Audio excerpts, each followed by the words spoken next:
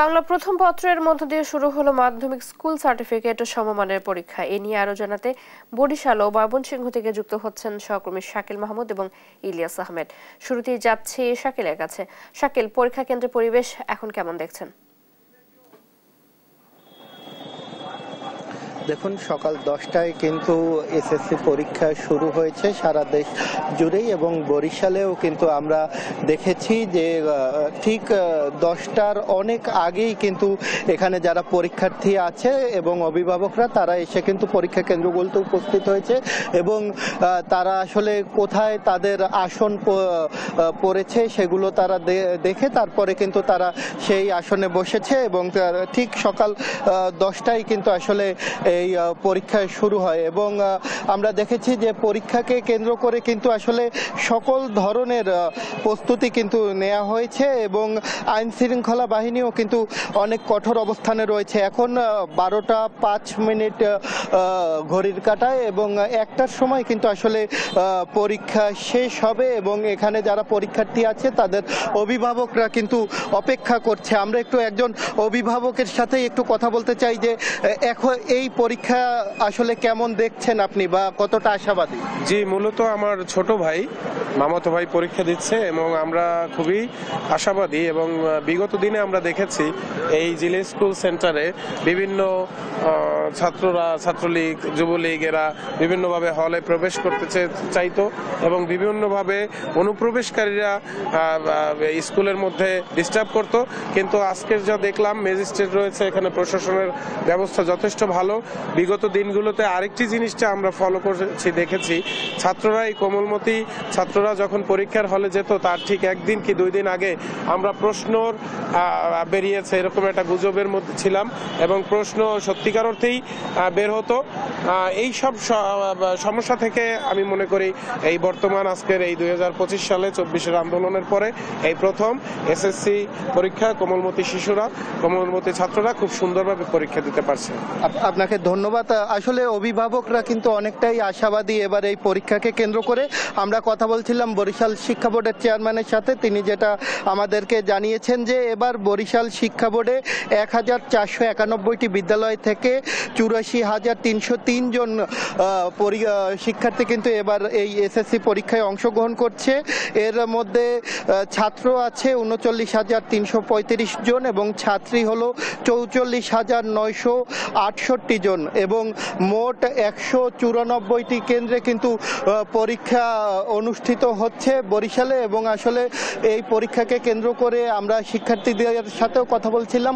শিক্ষার্থীরাও আশাবাদী যে পরীক্ষার আগে তারা বেশ সময় পেয়েছে, এবং এবার তাদের পরীক্ষা ভালো হবে বলে কিন্তু তারা আশাবাদ ব্যক্ত করেছেন। তো বরিশাল থেকে এতটুকুই ছিল আমার কাছে থাকা সবশেষ। আমরা যাব ময়মনসিংহে, সেখানে আছে সহকর্মী ইলিয়াস, আমরা জানবো সেখানকার খবর। কিছুক্ষণ পরেই শেষ হবে এসএসসি ও সমমান পরীক্ষার প্রথম দিনের যে পরীক্ষা অনুষ্ঠিত হচ্ছে, সেই পরীক্ষা কিন্তু আমরা দেখেছি সকাল থেকেই একেবারেই শান্তিপূর্ণ পরিবেশের মধ্য দিয়ে এসএসসি ও সমমানের পরীক্ষা শুরু হয়েছে। আমরা এখন রয়েছি বিদ্যাময়ী সরকারি বালিকা উচ্চ বিদ্যালয় কেন্দ্রে রয়েছি। এখানে কিন্তু শিক্ষার্থীদের অভিভাবক যারা আছেন তারা কিন্তু অধীর আগ্রহে অপেক্ষা করছেন, অর্থাৎ প্রথম দিনের পরীক্ষা কেমন হয় সেই বিষয়টি কিন্তু তারা নিয়ে উদ্বিগ্ন কিছুটা। শিক্ষার্থী এবং তাদের অভিভাবকরা বলছিলেন যে বিগত সময়ে আন্দোলনের কারণে কিন্তু শিক্ষার্থীরা পড়াশোনায় খুব একটা মনোনিবেশ করতে পারেনি, সেই কারণেই কিন্তু তাদের পড়াশোনা কিছুটা ব্যাঘাত ঘটেছে।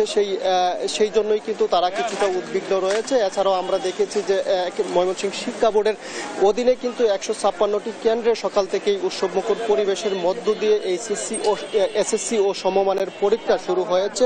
অর্থাৎ কিছুক্ষণ আগেই বিভাগীয় কমিশনার, বোর্ড চেয়ারম্যান এবং জেলা প্রশাসন বেশ কয়েকটি কেন্দ্র পরিদর্শন করে সন্তুষ্টির কথা কিন্তু তারা জানিয়েছেন, এবং তারা বলছেন যে তাদের পক্ষ থেকে যত ধরনের নিরাপত্তা ব্যবস্থা নির্বিঘ্ন করা যায় সেই লক্ষ্যে কিন্তু তারা চেষ্টা করেছেন, সেটি করেছেন, সেই বিষয়টি বলছিলেন। এবং আমরাও দেখেছি যে প্রথম দিন হয় সকাল 9টা থেকেই প্রত্যেক কেন্দ্রে কেন্দ্রে কিন্তু শিক্ষার্থীরা প্রবেশ করেন, এবং যথারীতি তারা পরীক্ষায় অংশগ্রহণ করেন, এবং তাদের যে পরীক্ষা সেই পরীক্ষা কিন্তু সুন্দরভাবে অনুষ্ঠিত হচ্ছে। অর্থাৎ আরেকটি বিষয় বলে রাখি, ময়মনসিংহ শিক্ষা বোর্ডের অধীনে 156টি কেন্দ্রের মধ্যে 1,06,972 জন পরীক্ষার্থী এবছর অংশগ্রহণ করছেন। অর্থাৎ গত বছরের তুলনায় এবছর কিন্তু 13,372 জন শিক্ষার্থী কম রয়েছে, অর্থাৎ কিছু শিক্ষার্থী কমেছে। সেই বিষয়টি বোর্ড থেকে আমাদেরকে জানানো হয়েছে। আরেকটি তথ্য দিয়ে রাখতে চাই, এবছর কিন্তু একজন পরীক্ষার্থী অর্থাৎ জেলখানায়